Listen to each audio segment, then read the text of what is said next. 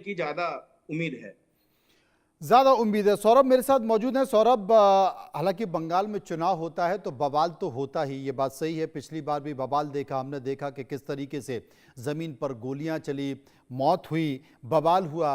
इसे एक narrative set करने की कोशिश दोनों तरफ से की गई।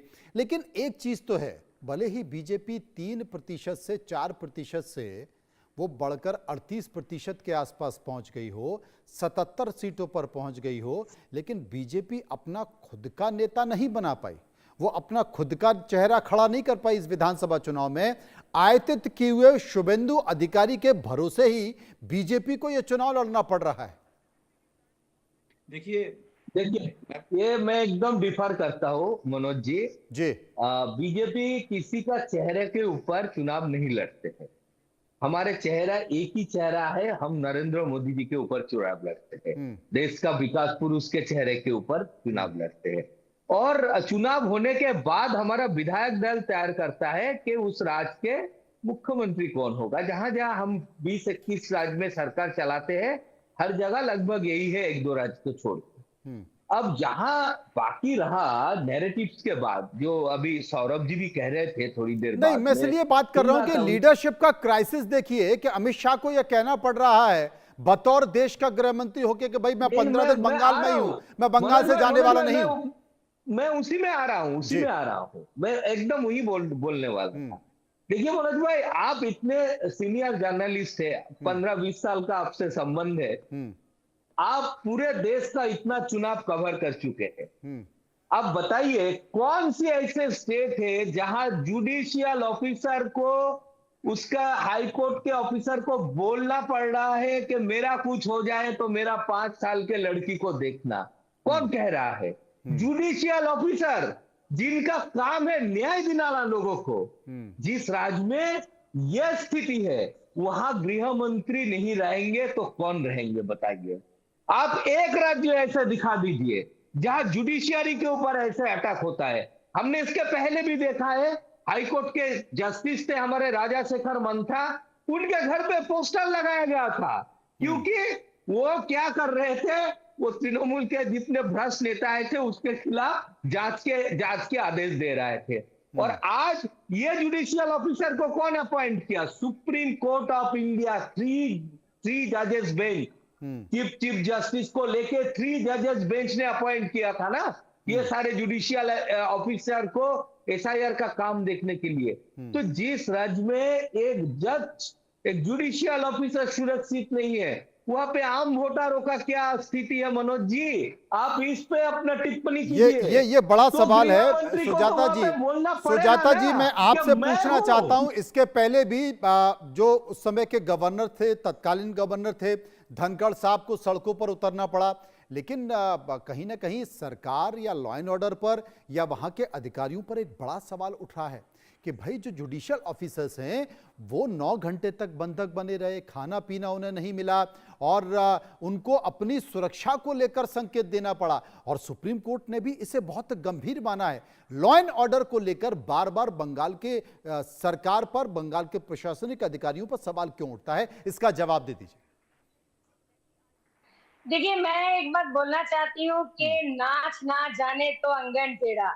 अच्छा। तो उन लोगों का भी खबर हो रहा है कि इतना पावर, इतना पैसा, इतना सब कुछ लगाने के बाद भी मतलब जनता जनार्दन का सापट टीएमसी के ऊपर ही। इसलिए हारने के बाद बोलने के लिए तो कुछ जगह होना चाहिए। तो इसलिए वो लोग पहले से ही बोल रहा है, जुडिशियरी के खिलाफ बोल रहा है कि उसके ऊपर टर्चर हो रहा है, कि मतलब लोगों के ऊपर टर्चर रहा है। लेकिन हम लोग तो बंगाल में होके तो ये नहीं देख रहे हैं। लोग तो बहुत स्वतःस्फूर्त की तारीखों से वोट एंजॉय कर रहा है, जैसे एक उत्सव मना रहा है। जो भी पार्टी को वोट दे, जो भी सत्ते में आए, वो सुजाता जी, मैं आपसे इसलिए कह रहा हूं, आपने कहा है कि ऐसा नहीं हो रहा है, तो मैं आपसे इसलिए कह रहा हूं कि अगर नहीं हो रहा है तो इस घटना को लेकर सुप्रीम कोर्ट ने फिर तमाम एडवाइजरी क्यों जारी की है? 7 आदेश दिए हैं सुप्रीम कोर्ट ने। सुप्रीम कोर्ट ने कहा है कि सीबीआई और एनआईए जैसी स्वतंत्र एजेंसी से इस घटना की जांच की जाए और एजेंसी सीधे कोर्ट को उसकी रिपोर्ट देंगी। चीफ सेक्रेटरी, डीजीपी, डीएम और एसएसपी को कारण बताओ नोटिस जारी किए हैं। 6 अप्रैल को इनको कोर्ट में पेश होने के आदेश दिए गए हैं और चुनाव आयोग को कहा है कि केंद्रीय सुरक्षा बल तैनात करो। एंकर साहब, आपको मैं ये बोलना चाहती हूँ कि आप यहाँ पे इंडिया न्यूज चैनल का एंकरिंग करने के लिए बैठे हैं, ये भाजपा का मुखपत्र होके मैं बोल अच्छा, रहे हैं। मुझे ये बता दीजिए, तो आप तो यहाँ पे सुप्रीम कोर्ट ने नहीं, सुजाता सुजाता जी सुन लीजिए, सुजाता जी सुन लीजिए, सुजाता जी सुन लीजिए, सुजाता जी सुन लीजिए, सुजाता जी सुन लीजिए, सुजाता जी सुन लीजिए, सुजाता जी आपको सुनना पड़ेगा। मेरा एक निवेदन, मेरी बात सुन लीजिए। सुजाता जी मेरी बात सुन लीजिए, सुजाता जी मेरी बात सुन लीजिए। अरे सुजाता जी मेरी बात सुन लीजिए, मैंने आपकी बात सुन ली, मेरी बात सुन लीजिए, मेरी बात सुन लीजिए। सुप्रीम कोर्ट ने जो कहा है क्या मैं आपको नहीं बताऊं? सुप्रीम कोर्ट ने जो कहा है वो मैं आपको नहीं बताऊं? आपने कहा कि हम लोग बंगाल में बैठे हैं और यहां पर ऐसा कुछ भी नहीं है। तो आज सुप्रीम कोर्ट ने भारत के मुख्य न्यायपालिका chief justice CJI of India ने जो 7 बातें कही हैं वो मैं आपको बता रहा हूं, पढ़ के बता रहा हूं। जो लिखा है मैं पढ़ के बता रहा हूं और आप कह रही है कि मैं बीजेपी के प्रवक्ता की तरह बात कर रहा हूं। मैं उसके अंडर जुरिस्डिक्शन के खिलाफ मैं कुछ नहीं बोलूंगी, क्योंकि ये कोई संविधान के लिए लड़ाई करने के लिए हम बैठे नहीं है। हम डिबेट में बैठे हैं, इसमें बैठे हैं कि बंगाल में सत्ते में कौन आएगा। ये तो आप लोगों का मेन मुद्दा है। तो वो मुद्दा मैं बोल रही हूँ कि बंगाल की जनता जिसको हर साल हर दिन जो पार्टी को मिलता है उसके ऊपर उसका सब समस्या में, सब प्रॉब्लम में, सब विपद में, तो वो है टीएमसी।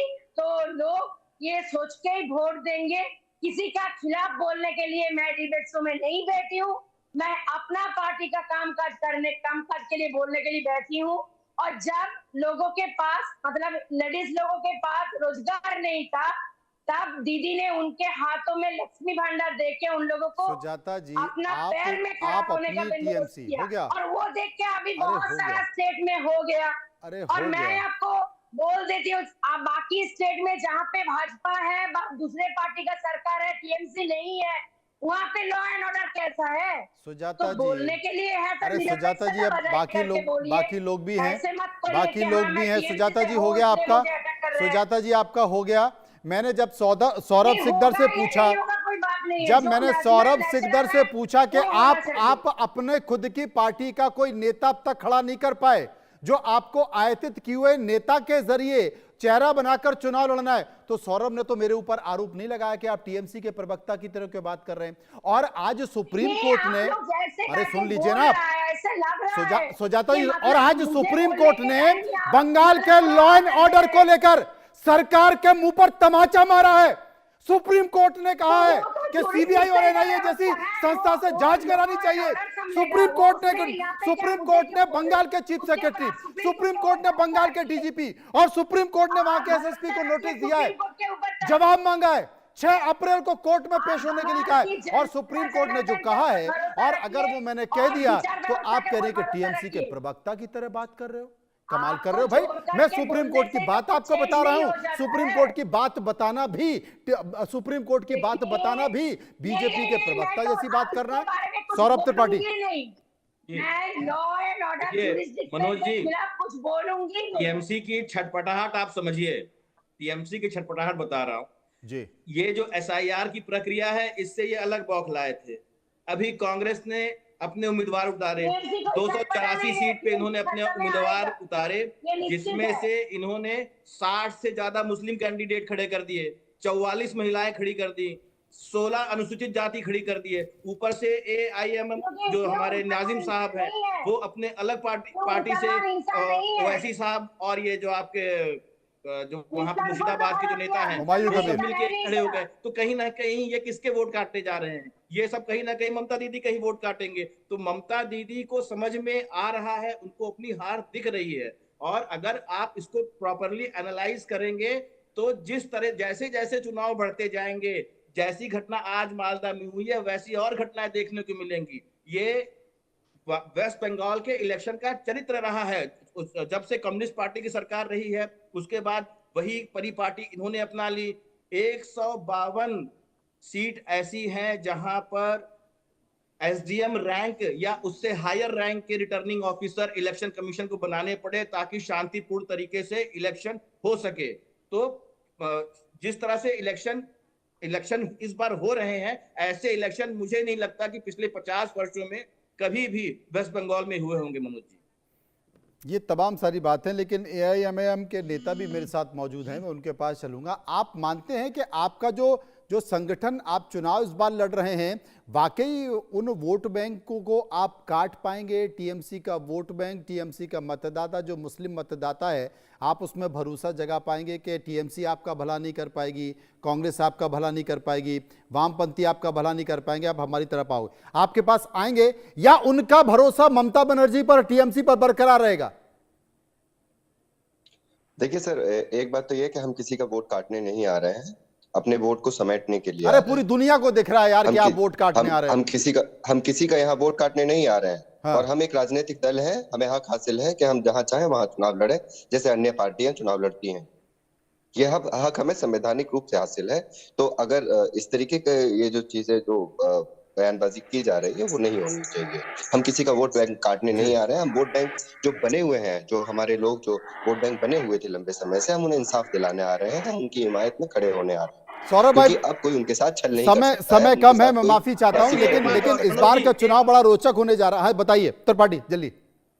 एक आपने पूछा था लीडरशिप क्यों नहीं खड़ी हो पाई। जहां जिस राज्य में डर के माहौल में आदमी रहेगा वहां लीडरशिप नहीं खड़ी हो सकती। इसलिए कोई ऐसा व्यक्ति चाहिए, लोहे को लोहा काटता है, और ये काम नंदीग्राम में पिछली बार हमने देख लिया। दूसरी बात, जब ये कहती हैं ममता दीदी कि ये काटने पीटने का खेल जो है ना, ये सौरभ त्रिपाठी भाई, ये जो काटने पीटने का खेल है, यही सबसे बड़ा खेल बंगाल में है और इसी की चर्चा पूरे देश में होती है। लेकिन हम उम्मीद करेंगे कि शांतिपूर्ण चुनाव हो। आरोप प्रत्यारोप चलता रहता है, पिछले विधानसभा में चुनाव में भी बहुत ज्यादा आरोप प्रत्यारोप रहे, बाद में टीएमसी की जीत हो गई। लेकिन ये बात है कि भारतीय जनता पार्टी ने अपना पूरा स्टेक इस बार विधानसभा चुनाव पर दांव पर लगाकर रखा है, और अभी भी इसमें कोई शक नहीं है, हमारे सर्वे भी ये कह रहा है कि ममता अभी मजबूत है। लेकिन जो 5% का खेल है, अगर वो खेला हो गया तो समझिए कि बंगाल कुछ और कहानी कहता नजर आएगा।